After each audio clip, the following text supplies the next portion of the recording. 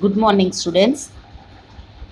આજે આપણે 11th ટેક્સ્ટમાં unit જે 6 છે કે જે આખું ઇન્વેસ્ટિગેશન એટલે કે શોધખોળ પર આધારિત, ડિટેક્ટિવ પર આધારિત, ઇન્વેસ્ટિગેટર્સ પર આધારિત પાઠ છે. એમાં આજે આપણે જોઈશું રીડ 3 કે જેનું ટાઇટલ છે ડેટિંગ ટેકનોલોજી. ડેટિંગનો મતલબ થાય છે, ડેટિંગ એટલે finding the period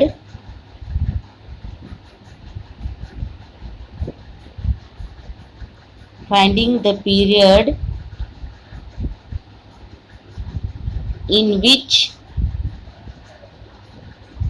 an object or person existed એટલે અસ્તિત્વ હતું તે. બરાબર છે. એટલે ડેટિંગનો મતલબ થાય છે finding the period in which N object or person existed, એટલે કે ઉંમર નક્કી કરવી, આપણે એમ કહી શકીએ.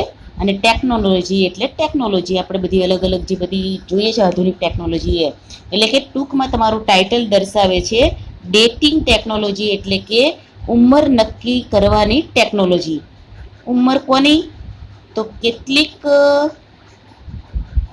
સંપત્તિ છે કે જે પશુ સંપત્તિ કહેવાય છે અને વનસ્પતિ ઝાડ છે, તો એને કઈ રીતે એનો સમય નક્કી કરવો, તો એના માટેની જે ટેકનોલોજી છે તેની અહીંયા ચર્ચા કરવામાં આવી છે. આગલા યુનિટમાં આપણે જોયું કે મનુષ્યની ઓળખ કરવી હોય જ્યારે ઇન્વેસ્ટિગેટર કરે છે તો એના DNA, પછી બ્લડ, બાઇટ્સ, બરાબર છે, એ બધાના આધારે કરતા હોય છે.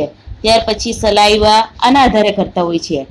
તો વૃક્ષો અને પ્રાણી એની કઈ રીતે ઇન્વેસ્ટિગેશન થાય છે તો એના ઉપર આધારિત આ પાઠ છે.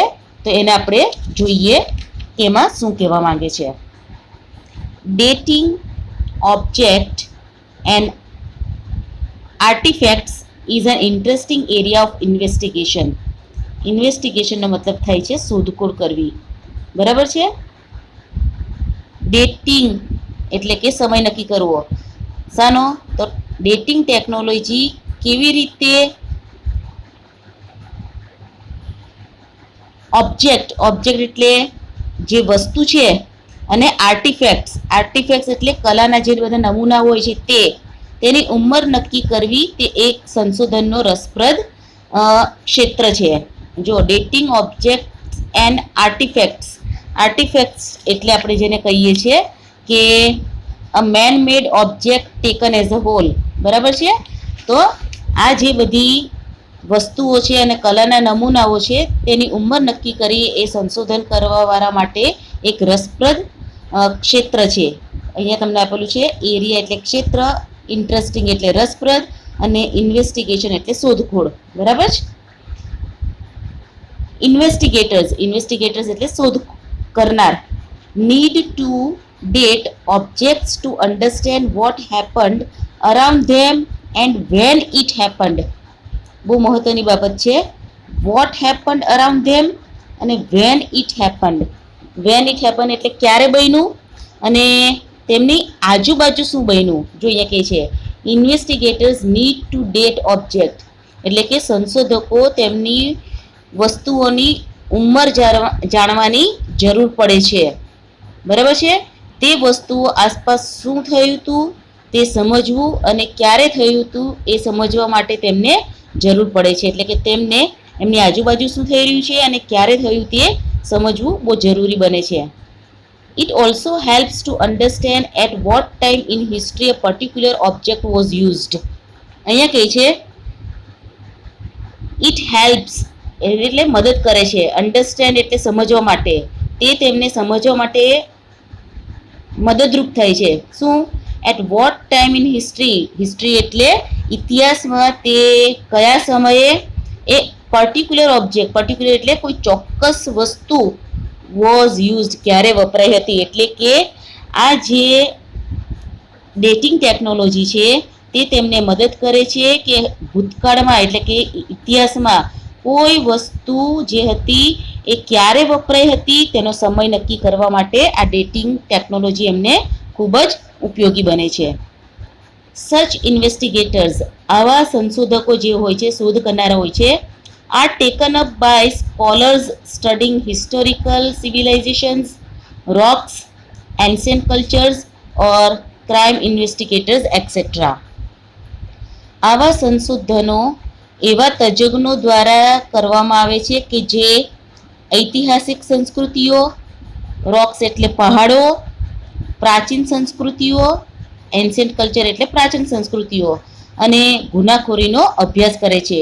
એટલે જે આવા બધા સ્કોલર્સ હોય છે, આ જે સ્કોલર્સ હોય છે ડેટિંગ ટેકનોલોજીના, એ શું કરે છે તો કે હિસ્ટોરિકલ સિવિલાઇઝેશન એટલે કે ઐતિહાસિક સંસ્કૃતિઓ, રોક્સ એટલે મોટા મોટા ખડકો, પહાડો, એન્શિયન્ટ કલ્ચર એટલે પ્રાચીન સંસ્કૃતિ અને ક્રાઇમ ઇન્વેસ્ટિગેટર્સ એટલે કે જે ગુનાખોરી છે તેનો એ લોકો શું કરે છે, અભ્યાસ કરે છે. તો આવા બધા જે લોકો છે, સ્કોલર્સ છે, આવો બધું કરતા હોય છે. અને એના માટે આગળ કહે છે, several techniques are use to establish the ages of various ancient natural object and artefacts.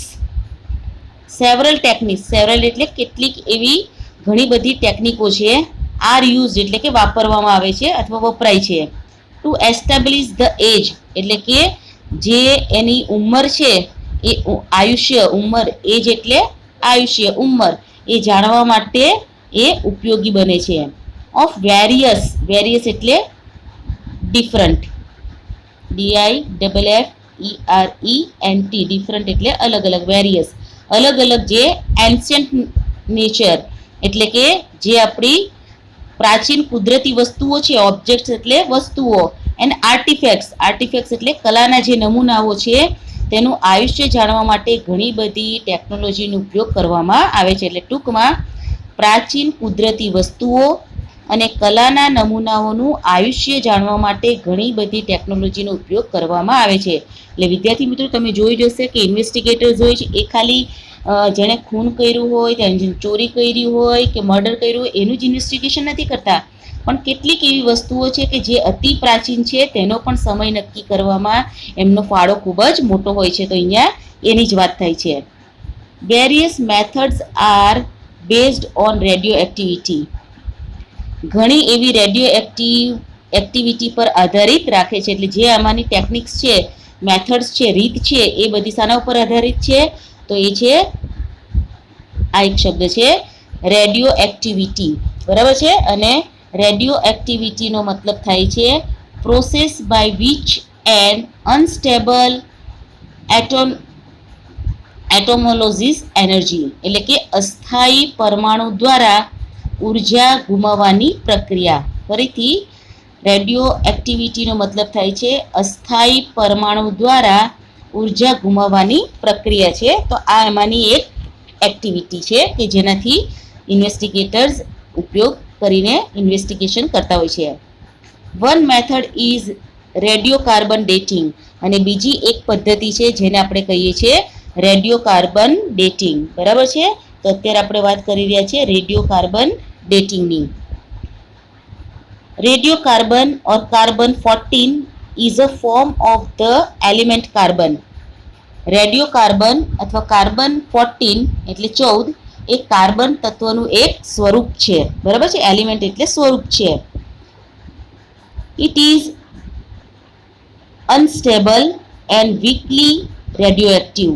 એ કેવું છે તો એ તમને અહીંયા બે શબ્દ આપ્યા છે, અનસ્ટેબલ અને વીકલી છે.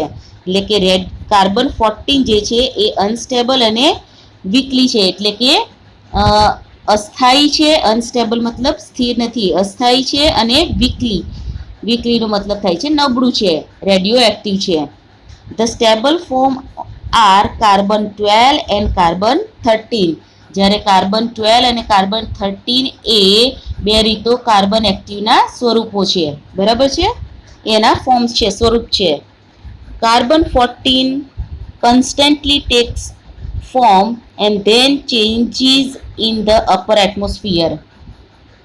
કાર્બન 14 સતત સ્વરૂપ બદલતું રહે છે. જો અહીંયા લખે છે કે ચેન્જીસ, કોન્સ્ટન્ટ ટેક્સ ફોર્મ્સ એટલે સ્વરૂપ બદલે છે, અને પછી ઉપરના વાતાવરણમાં બદલાય છે. અપર એટમોસ્ફિયર એટલે ઉપરના વાતાવરણમાં ચેન્જીસ એટલે કે બદલાય છે.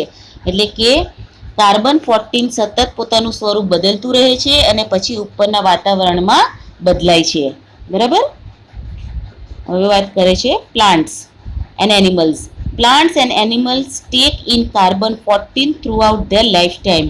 અહીંયા કહે છે પ્લાન્ટ્સ એટલે વનસ્પતિ, ઝાડ, છોડ જેને આપણે કહીએ છીએ એ, અને એનિમલ્સ એટલે પ્રાણીઓ. ટેક એટલે લે છે કાર્બન 14 એટલે કે carbon 14 throughout the life time, તેના જીવન દરમિયાન એ કાર્બન 14 પોતાની અંદર લે છે. જેમ આપણે જીવવા માટે ઓક્સિજન લઈએ છીએ એ રીતે એ કાર્બન 14 લે છે. પછી કહે છે when they die they stop exchanging carbon and their carbon 14 then start to decrease at a rate determined by the law of radioactive decay.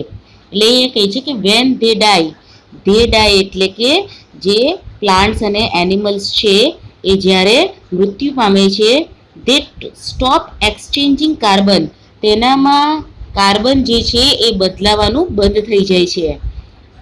And there carbon 14 then start, અને પછી જે એની અંદર કાર્બન 14 જે રહેલું છે સ્ટાર્ટ ટુ ડિક્રીઝ એટલે ઘટાડવું. બરાબર છે, ઘટાડવું, અને એનું ઓપોઝિટ થશે ઇન્ક્રીઝ એટલે વધારવું. બરાબર છે. તો અહીંયા કહે છે ત્યાર પછી આ જે કાર્બન 14 છે એનામાં ઘટે છે. બરાબર છે. શાના આધારે? As a rate determined by the law of radio active decay. તેની અંદર એક નિયમ છે અને એ છે કયો? તો કે રેડિયો એક્ટિવ જે છે એના સડા પ્રમાણેનો નિયમ છે. રેડિયો એક્ટિવ ડીકેનો મતલબ થાય છે સડો થવો. બરાબર છે. એટલે કે ધીમે ધીમે કોઈ બી વસ્તુ હોય છે એ પડી રહી તો એની અંદર સડો આવે છે. તો એ પ્રમાણે એટલે કે ઇન શોર્ટ કહે છે જ્યારે વૃક્ષો અને પ્રાણીઓ મૃત્યુ પામે છે ત્યારે કાર્બન બદલવાનું બંધ કરે છે અને રેડિયો એક્ટિવ સડાના નિયમ પ્રમાણે પછી કાર્બન જે છે તેનું દર ઘટવાનું શરૂ થાય છે.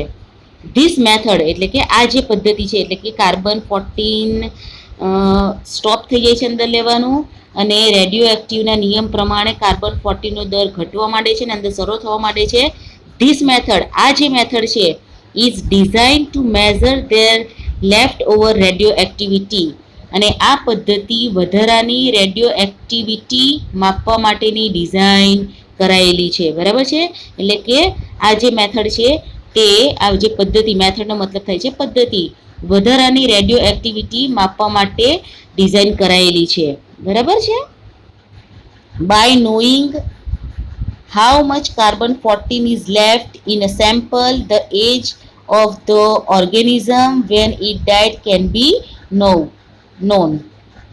નમૂનાના કેટલાક કાર્બન 14 વધેલો છે, એટલે કે નમૂના મીન્સ જે પણ સેમ્પલ લીધું છે, નમૂનો મીન્સ અહીંયા સેમ્પલ, જે સેમ્પલ કાર્બન 14 વધેલો છે તે જાણીને જ્યારે તે સજીવ મૃત્યુ પામ્યું છે ત્યારે તેની કેટલીક ઉંમર હતી તે જાણી શકાય છે.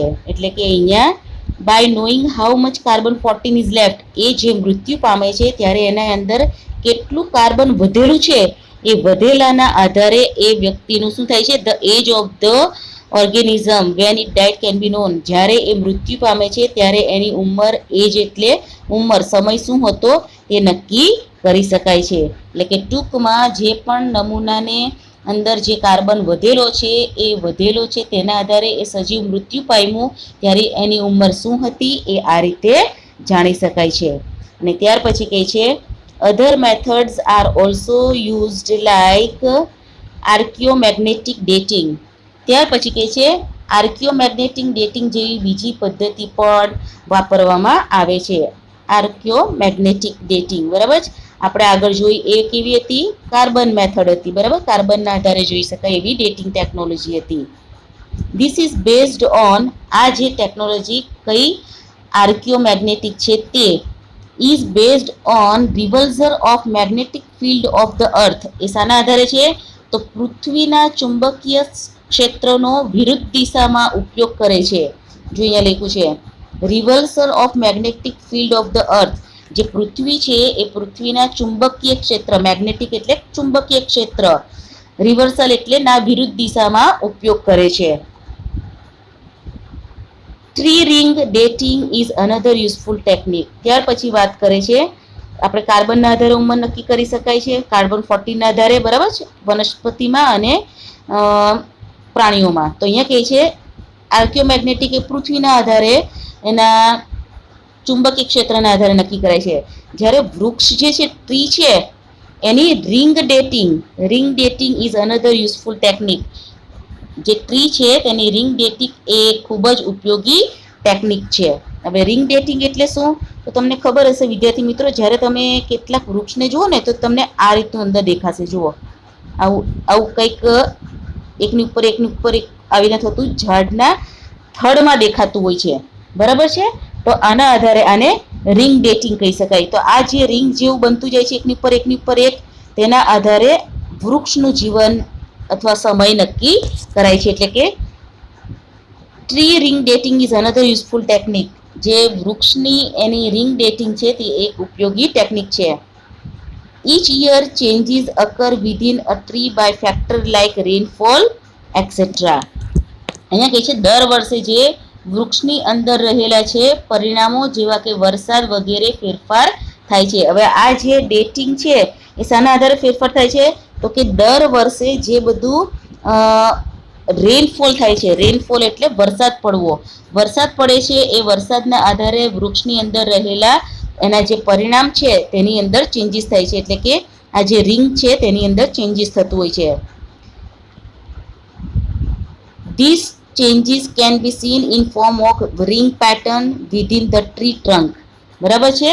અને આ ફેરફાર તે ઝાડના જે થડ હોય છે તેમાં રહેલા વર્તુળાકાર કળીઓની જે ભાત સ્વરૂપ જોઈ શકાય છે તેમાં છે. એટલે કે મેં તમને કીધું એ પ્રમાણે કે તમે જો થડમાં જોશો તો આવું દેખાતું હશે તમને, બરાબર છે, એકની ઉપર આવી રીતના રાઉન્ડ થતું હોય એવું. તો અહીંયા કહે છે ધીસ ચેન્જીસ, તમે આ જે છે આ ગોળ થવું એ જે ચેન્જ છે તે જોઈ શકો છો. ક્યારે? Ring pattern within the tree trunk. એ ટ્રી ટ્રંકની અંદર જો વરસાદ વધુ પડ્યો હોય કે વરસાદ ઓછો પડ્યો હોય તો એ રીતે તમે ચેન્જીસ જોઈ શકો છો. These are used as a date fingerprint in this technique. અને આ રીંગો જે છે એ ડેટ ફિંગરપ્રિન્ટ તરીકે આ ટેકનિકમાં વપરાય છે અથવા એનો ઉપયોગ થાય છે. એટલે વિદ્યાર્થી મિત્રો, આ ખૂબ જ નાનો એવો યુનિટ હતો કે જેની અંદર તમને કહેવામાં આવ્યું છે કે ડેટિંગ ટેકનોલોજી એટલે કે કોઈ વસ્તુ જે છે અથવા વ્યક્તિ છે તેનો સમયગાળો કઈ રીતે નક્કી કરવો તેના માટેની આ એક ટેકનોલોજી છે, ડેટિંગ ટેકનોલોજી, જેની અંદર રેડિયો એક્ટિવ છે. ત્યાર પછી આપણે જોયું એ પ્રમાણે કાર્બન 14ના આધારે જોઈ શકાય. ત્યાર પછી તમને વાત કરી એ પ્રમાણે આર્કિયોમેગ્નેટિકના આધારે જોઈ શકાય છે અને રિંગ ડેટિંગના આધારે જોઈ શકાય છે.